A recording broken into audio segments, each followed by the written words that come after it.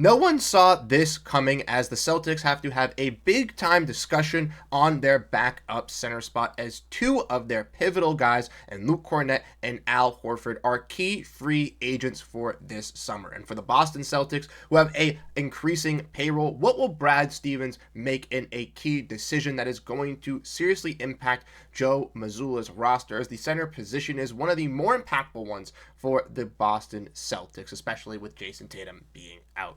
How will this will affect the team, and why is Luke Kornet such a big sticking point? We're going to be diving into all of that and more on this episode of Celtics Digest. I am Bruce Veliz, and you guys have been absolutely fantastic showing your love for support for Patrick and I in these videos in the comment section, letting us know your thoughts on this Boston Celtics team. So we appreciate all the love that you guys have been giving us, and let us know your thoughts down below in the comment section on your stance on this decision that is a very big one for this Boston Celtics team this off season. But without further ado, we're going to dive in and we're going to get into it at hand. So let's get into it. Make sure to grab that snack, guys. This is an interesting topic, an interesting debate, something really key to be discussing about this Boston Celtics team, as Al Horford and Luke Kornet are big names here. No one expected Luke Kornet to be this big name prematurely going into the season, unless you're Bobby Manning, shout out to him, who's been praising Luke Kornet since his arrival in Boston. But a lot of people, like myself, thought a guy like Neemias Queta would be able to compete amongst the ranks of Luke Kornet,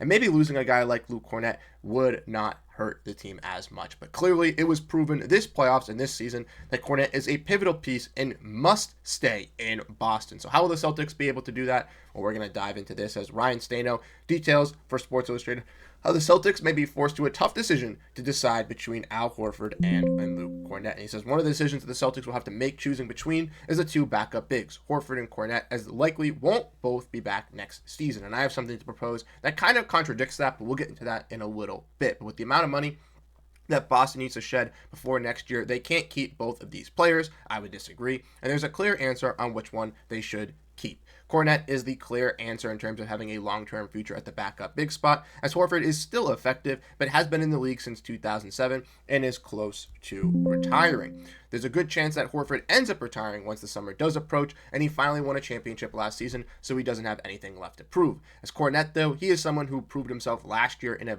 backup big role for the Celtics and got more money in the open market and came back. But once again, with Kristaps Porziņģis dealing with these injuries, proved he could be a filler starter for the Boston Celtics and actually be a solid rim protector, passer, and lob threat for this Celtics team. He had to play more this season with Porziņģis being out, and not only Kornet showed his ability to protect the rim, but his ability to stretch the floor. While he can't shoot it quite as well as Horford, he can work on that skill this offseason. We all know Horford came into the NBA as a predominantly stretching big, so I don't really know about that. But the problem is that Kornet is now a free agent. He's going to be able to look around the league for other offers. In contrast, Horford likely won't have as many suitors. If he does play next season, he isn't going to the contention that Kornet will in free agency. Kornet last season averaged 6 points, 5.3 rebounds, and 1.6 per game, while Horford averaged 9 points, 6.2 rebounds, and 2.1 assists per game. The one thing I have to say, contradictory to Ryan here in this article, is I would think that both of them are very pivotal for the Celtics to be able to bring back, as Horford, even though he is getting older, clearly can still prove that he could be a veteran shot creator at that big spot and still a solid defender when the Celtics need him most to guard some of those top-tier bigs, guys like Karl-Anthony Towns, Giannis Antetokounmpo, and stuff like that. We have seen Al Horford be able to take up the defensive assignment and hold his own. And specifically with Jayson Tatum being out this season, I would think that the Celtics would love to have a guy in Horford back, but I would agree that Kornet is the main keep for the Boston Celtics. He once again outproved his contract this season for the Boston Celtics, something that, once again, no one really saw coming with this Celtics squad, but Luke Kornet was that guy to really embrace in himself and once again put the money where his mouth is in his play and really showcase to the NBA that he could be a very, very solid backup big and was one of the most underrated this season. We all broken it down, me and Patrick doing the videos looking at Luke Kornet and his great, pick and roll stats alongside Jayson Tatum, his great rebounding that he's been able to provide. But not only just that, he's just a smart player and knows where to be in the right positions for this Boston Celtics team. But ultimately,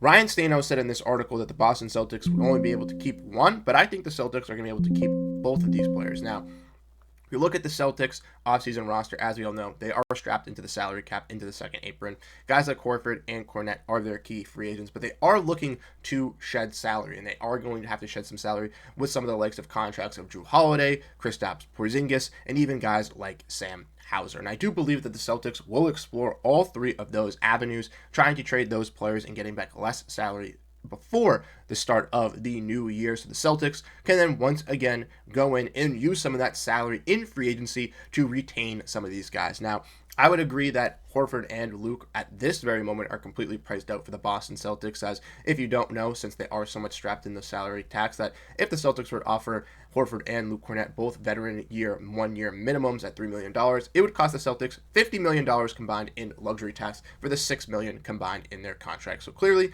that's not suitable, so shedding salary does have to happen to bring them back, but I do see the Celtics looking to bring both of them back. So I want to know your thoughts down below in the comment section. And what do the Celtics do? That's kind of the question I asked to you guys. Would you like to see Al Horford come back? Would you like to see Luke Kornet back? Or would you like to see what I ultimately think the Boston Celtics are going to do is in trading some contracts to really shed some salary? So if we want to dive in and if we want to look at this once again, we all know Al Horford last season kind of laughed at the rumors of him retiring, and I know this was last year, but once again, Al Horford has reiterated multiple times this offseason that he still feels comfortable. He still feels like he has some gas left, and there's no reason for him to retire. So why would he retire? He loves the city of Boston. He loves Jayson Tatum and this Celtics team. I see him staying for one more season, if not two, to try to play once again with Jayson Tatum. And even if that is, once again, on a veteran minimum contract or a cheaper $4 or $5 million contract, I think that's still suitable for this Boston Celtics team, even if it's going to cost them in the long run. And like we mentioned,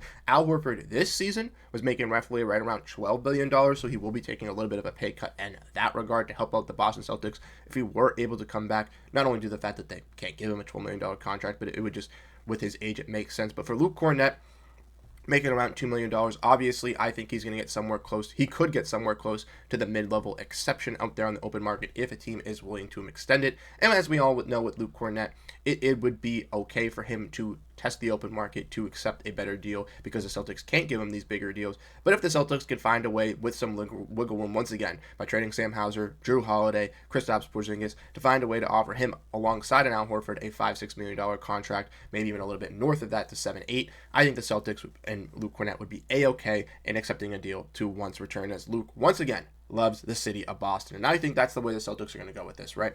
Obviously, Kristaps Porziņģis on an expiring contract is a little bit lucrative out there. Obviously, a guy in Jrue Holiday, even with having 3 more years on his contract, is still a solid, proven veteran, short career scorer, can be valued to other teams. And I think that both of those guys, alongside Sam Hauser, will generate enough salary cap length for the Boston Celtics to be able to position themselves to secure those 2 guys, use their draft picks to bring in some young talent. And yes, this roster may be a little bit younger. Yes, this roster may not be 100% perfect and built, but it will have a little bit of reconstruction and brought down. We might not get those lengthy returns that we would have liked to see for Porziņģis and Holiday, but that's a-okay for the Boston Celtics. The main goal is to shed salary, get some of these contracts a little bit cheaper alongside Derrick White and Jayson Tatum and Jaylen Brown. Find out who those stars are that can really shine amongst them, and if the guys can't, use those other contracts to acquire other stars like Holiday and Porziņģis to once again restack this team and put it over the top. So let me know your thoughts down below in the comment section, how you guys feel about this Celtics team, who you guys would keep as this backup big, if not both of them,